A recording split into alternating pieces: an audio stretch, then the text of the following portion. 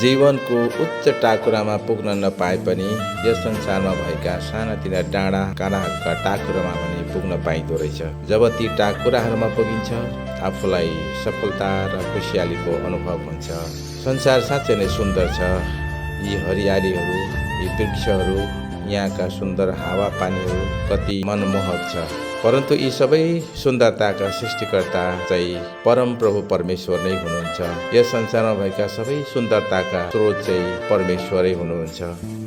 उहाँले यस संसारका सबै चिजबिजहरूलाई उहाँले सुन्दरतामा सृष्टि गर्नुभएको छ। त्यसै कारण धर्मशास्त्रले हामीलाई यति ठुलो आशिष दिनुभयो। परमेश्वरको वचनले भन्छ, आज मैले तिमीहरूलाई आदेश गरेका उहाँका सबै आज्ञाहरू मानेर परम प्रभु तिमीहरूका परमेश्वरको वचन होसियारी साथ पालन गरे भने उहाँले तिमीहरूलाई पृथ्वीका सबै जातिहरूमध्ये श्रेष्ठ तुल्याउनुहुनेछ। व्यवस्था 28 अध्यायको 1 र 2 पद।